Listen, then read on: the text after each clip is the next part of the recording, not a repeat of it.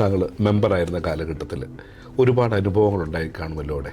അതിൽ വൈകാരികമായിട്ട് ഓർത്തെടുക്കാൻ പറ്റുന്ന എന്തെങ്കിലും ഓർമ്മകളുണ്ടോ? തീർച്ചയായിട്ടും. ഞാൻ 14-ാം വാർഡിൽ മെമ്പറായിരിക്കുന്ന സമയത്ത് കങ്ങഴയമ്പലം മംഗലംപടി ഒരു റോഡുണ്ട്. അത് ശരിക്ക് സഞ്ചാരയോഗ്യമല്ലായിരുന്നു. കാരണം മഴ പെയ്ത് കഴിയുമ്പം വെള്ളം കെട്ടിക്കിടന്ന് അത് കണ്ടമാനം ചതുപ്പായി നടന്നു പോകാൻ പോലും പറ്റുകയില്ലാത്ത രീതിയിലുള്ള റോഡായിരുന്നു. പക്ഷേ ആ റോഡ് ഞാൻ പഞ്ചായത്തിൽ നിന്ന് എൻ്റെ ആദ്യത്തെ ഫണ്ട് ഉപയോഗിച്ച് 100 മീറ്റർ റോഡ് കോൺക്രീറ്റ് ചെയ്യാൻ വേണ്ടി എനിക്ക് ഫണ്ട് അനുവദിച്ചു. അപ്പം ഞാൻ ആ 100 മീറ്റർ റോഡ്, കാരണം ആ റോഡിൻ്റെ നീളം എന്ന് പറഞ്ഞാൽ 250 മീറ്ററോളം ഉണ്ട്.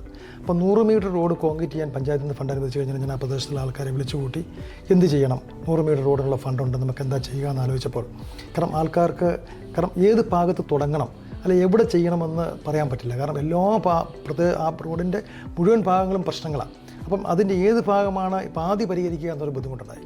അപ്പം ഞാൻ അവരോട് ചോദിച്ചു നമുക്ക് എന്താ ചെയ്യാൻ പറ്റുക, അപ്പം നിങ്ങളോടൊന്ന് സഹകരിച്ചാൽ ഞാൻ എൻ്റെ പേഴ്സണൽ ഫണ്ടിലൂടെ ഞാൻ കോൺട്രിബ്യൂട്ട് ചെയ്യാം, അങ്ങനെ നമുക്ക് ആ റോഡ് പൂർണ്ണമായി തീർക്കാമെന്നുള്ള ഒരു വലിയൊരു ആഗ്രഹത്തിൻ്റെ പുറത്ത് ആൾക്കാരുമായി ആലോചിച്ച് ആൾക്കാർ ആത്മാർത്ഥമായി സഹകരിച്ചു. ഞാൻ എൻ്റെ ഒരു പേഴ്സണൽ ഫണ്ടും കോൺട്രിബ്യൂട്ട് ചെയ്ത് ഏകദേശം 220 മീറ്ററോളം എനിക്ക് ആ റോഡ് പൂർണ്ണമായി സഞ്ചാരയോഗ്യമായി പൂർണ്ണമായി പണി തീർക്കാൻ പറ്റി.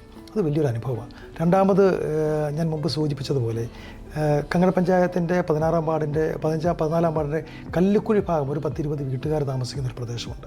അവിടെ 2 അടി വീതിയിൽ താഴെയുള്ള നടപ്പുവഴി നടന്നു പോകാൻ പോലും ദുസ്സഹമായിരുന്ന ഒരു പ്രദേശത്ത് അവിടെയുള്ള ആൾക്കാരുടെ ആഗ്രഹത്തിൻ്റെ പുറത്ത് അവരോട് ആവശ്യപ്പെട്ടതനുസരിച്ച് ഞാൻ ആ റോഡ് പുതുതായി 8 അടി വീതിക്ക് വെട്ടി.